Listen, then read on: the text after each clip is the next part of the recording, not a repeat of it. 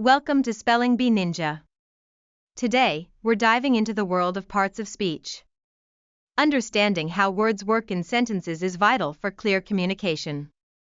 In this episode, we will explore the different categories of words, known as parts of speech, and how they contribute to the meaning of our sentences.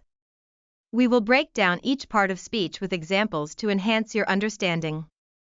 Whether you're just starting out with English or looking to polish your skills, this lesson has something for everyone. Let's kick things off with nouns.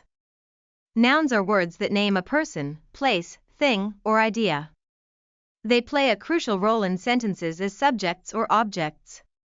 For example, consider the word dog. It's a common noun representing a general thing, while London is a proper noun because it's a specific place and we always capitalize it. Nouns can be concrete, like apple that can be seen and touched, or abstract, like love, which represents a concept we can't physically grasp. Additionally, we have collective nouns, which describe groups, such as team or flock. Then there are countable nouns, able to be singular or plural, and uncountable nouns, like water or sand, that don't have a plural form. For instance, in the sentence, the artist painted a beautiful portrait. Artist is a noun that acts as the subject of the sentence, helping convey who is performing the action. Moving on to pronouns. Pronouns take the place of nouns, making our sentences less repetitive. If I said Sarah went to the store, Sarah bought milk, it would feel repetitive. Instead, I can say, Sarah went to the store. She bought milk. Here, she replaces Sarah. There are personal pronouns like he and they, while possessive pronouns like mine and yours show ownership. Demonstrative pronouns point out specific things, like this or those, and relative pronouns introduce more information with words like who and which. Interrogative pronouns, such as who or what, help us ask questions. For example, who is coming to the party? Lastly, we have indefinite pronouns that refer to nonspecific things, like everyone or none. In the sentence, she gave him her book because he forgot his at home. She, him, and he are all pronouns that help clarify who is involved in the action without repeating names. Now, let's discuss verbs. Verbs are action words that express what the subject is doing or state what the subject is. They are essential in making our sentences meaningful. Action verbs describe physical or mental actions, like run or think. For instance, in the sentence, the students are studying for their final exams, our studying is the action being performed by the students. Linking verbs like is or seem connect the subject to additional information. Helping verbs, or auxiliary verbs, work alongside main verbs to form tenses. For instance, in she has finished her homework, has is the helping verb that shows the action is completed. Verbs also come in two different types, transitive verbs, which require a direct object, and intransitive verbs, which do not. For example, she writes a letter contains a transitive verb as it directly interacts with the object, while he sleeps peacefully showcases an intransitive verb. Remember, regular verbs form the past tense by adding ed, while irregular verbs have unique forms, such as go becoming went. Next are adjectives, which enrich our nouns and pronouns by providing more detail. They help answer questions like what kind, how many, and which one. Descriptive adjectives give us qualities, such as happy or tall. For example, in the tall building touched the clouds, tall modifies the noun building, giving us a picture of its height. Quantitative adjectives indicate amounts, like 8 apples or some friends, while demonstrative adjectives point to specific items like this, that, these, those.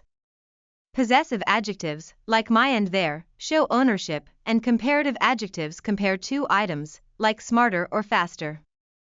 Superlative adjectives, such as the fastest, indicate the highest degree, like in the phrase, she is the smartest student in the class. Adverbs modify verbs, adjectives, or other adverbs, offering more context about manner, place, time, frequency, or degree. For example, in he speaks fluently and confidently in public, fluently and confidently describe how he speaks. There are different categories such as adverbs of manner, indicating how something happens, like carefully, adverbs of place, which tell us where, like there; adverbs of time, that tell us when, such as now; adverbs of frequency, which indicate how often, like sometimes; and adverbs of degree showing intensity, like very. For our next part, we have prepositions, which are essential for linking nouns or pronouns to other words in a sentence. They indicate relationships such as direction, place, time, and manner. For example, in the sentence "the book is on the table beside the lamp," on shows the relationship of the book's position.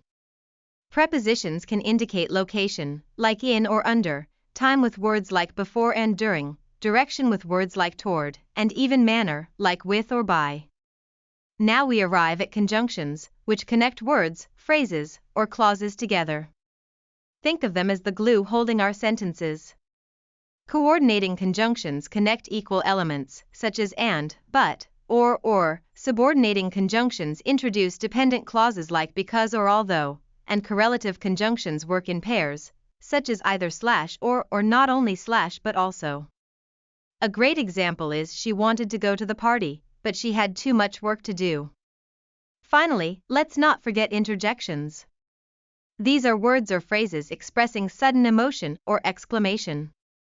They are often full of enthusiasm, surprise, or even pain, such as wowhee, ouch, or hooray. For example, wow! That fireworks display was amazing, showcases excitement perfectly. Let's quickly recap what we covered. Nouns name people, places, things, or ideas; pronouns take the place of nouns; verbs express action or a state of being; adjectives provide more information about nouns; adverbs modify verbs or adjectives to tell us how, where, or when something happens; prepositions show relationships between words; conjunctions connect items together; and interjections express emotions. By understanding these parts of speech, you can craft better sentences and communicate more effectively. Today, we explored the essential parts of speech, which serve vital functions in our language.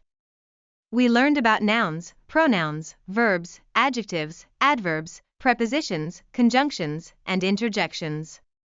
Each part plays a specific role, helping us to form coherent sentences and express our thoughts more clearly. Recognizing these categories not only improves grammar but also enhances our overall communication skills. Remember, practice is key. By using these parts of speech in your daily writing and speaking, you will see improvement over time. Thank you for joining us on this journey through the parts of speech. I hope you found it informative and engaging. Remember that mastering these concepts will help you communicate more fluently and accurately in English. Keep practicing, reading, and using what you've learned today in your conversations and writing. Until next time, keep exploring and expanding your language skills with Spelling Bee Ninja.